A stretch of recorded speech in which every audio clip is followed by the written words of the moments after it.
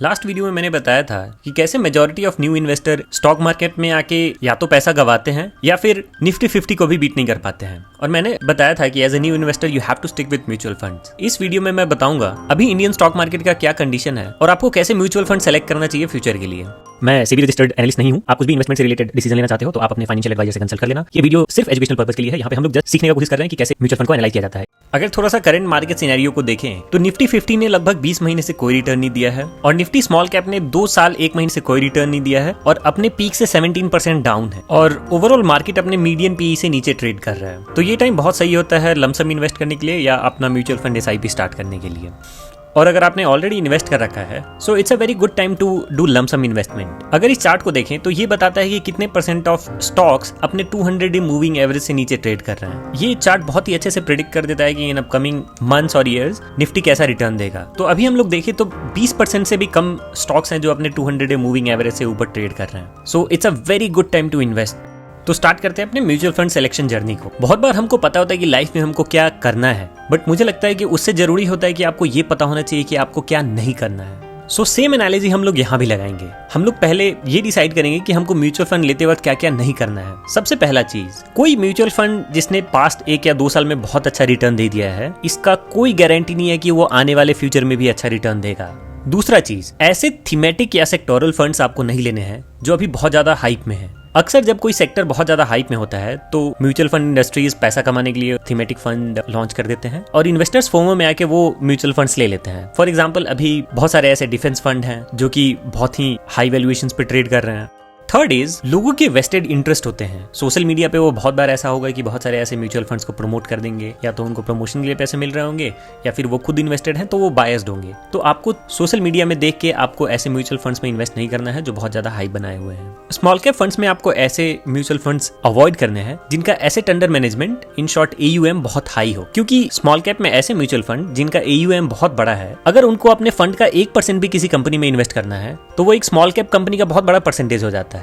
तो इस small cap fund के लिए उस कंपनी में खरीदना या बेचना बहुत ही ट्रिकी जॉब हो जाता है। आपको नए नए म्यूचुअल फंड्स भी अवॉइड करने हैं। ऐसे म्यूचुअल फंड्स आप सेलेक्ट करो जो मार्केट में बहुत सालों से हैं, जिसका फंड मैनेजर के पास बहुत सारे एक्सपीरियंस हो, उसने बहुत सारे अप ट्रेंड्स देखे हो, बहुत सारे डाउन टर्न्स देखे हो। और लास्ट, आपको ऐसे म्यूचुअल फंड्स अवॉइड करने हैं जिनका एक्सपेंस रेशियो बहुत ज्यादा हो। आपको ओवर डाइवर्सिफाई नहीं करना है, बहुत सारे म्यूचुअल फंड्स नहीं खरीदने हैं और आपको मार्केट को टाइम करने का कोशिश नहीं करना है। आपको खुद से प्रेडिक्ट नहीं करना है कि हाँ यहाँ पे मार्केट टॉप बनाएगा और यहाँ पे बॉटम बनाएगा। आज तक कोई नहीं कर पाया है, आप भी नहीं कर पाओगे। So best way to invest in mutual fund is to do SIP। आप करते जाओ, आपका NAV खुद ही एवरेज डाउन होता चला जाएगा over the long period of time. अब समझते हैं कि म्यूचुअल फंड सेलेक्ट करते वक्त क्या क्या देखना है। सबसे पहला चीज, आपको सेलेक्ट करना है कि आपका रिस्क एपेटाइट क्या है, आप किस एज में हो। अगर आप यंग हो, अपने 20s में, आप ज्यादातर स्मॉल कैप में इन्वेस्ट करो। लॉन्ग होराइजन में small cap obviously out perform कर देता है लार्ज कैप को। बट अगर आपका रिस्क एपेटाइट कम है, आप अपने 50s में हो, 60s में हो, you better stick with large cap और फ्लेक्सी कैप फंड्स। फिर आप अपना टाइम होराइजन भी देखो कि आप 6 महीने के लिए इन्वेस्ट करने आए हो, 1 साल के लिए इन्वेस्ट करने आए हो, 5 साल के लिए या 10 साल के लिए। जितना ज्यादा टाइम होराइजन उतना अच्छा, क्योंकि लॉन्ग टर्म में स्टॉक मार्केट रिटर्न देता ही है।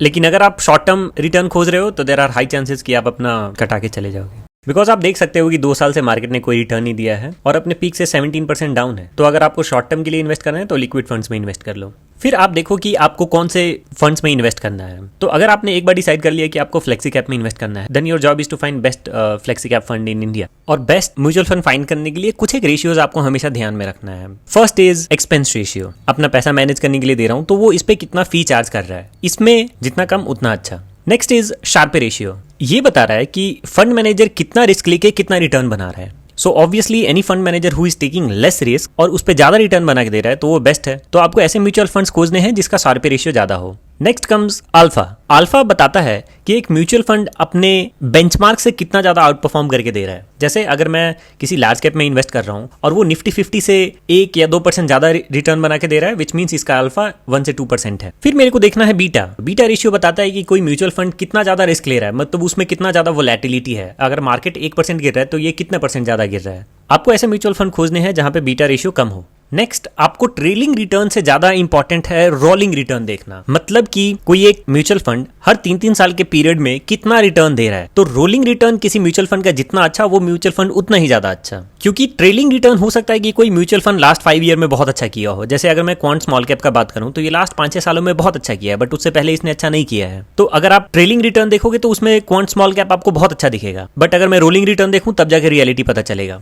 तो इसमें से बहुत सारे फिल्टर आपको टिकर टेप के म्यूचुअल फंड स्क्रीनर पे मिल जाएंगे, बट वहां पे रोलिंग रिटर्न फाइंड आउट करने के लिए आपको प्रो सब्सक्रिप्शन लेना पड़ेगा। तो इसके लिए आप mysIPonline.com करके एक वेबसाइट है, इस पे आप आगे देख सकते हो। ये सब आप ईटी मनी के म्यूचुअल फंड कंपैरिजन वेबसाइट पे जाके ये सब देख सकते हो। यहाँ पे फ्री में है ये सब available. Standard deviation, Sharpe ratio, beta, Sortino, alpha, ये सब आप देख सकते हो। फिर इनका एलोकेशन कौन से सेक्टर में, कौन से स्टॉक्स में कितना है, ये सब भी देख सकते हो। फिर एक बार आप 3-4 म्यूचुअल फंड्स को सेलेक्ट कर लिए हो तो आप MySIP ऑनलाइन में जाके इनका रोलिंग रिटर्न देख सकते हो यहाँ पे डाल के।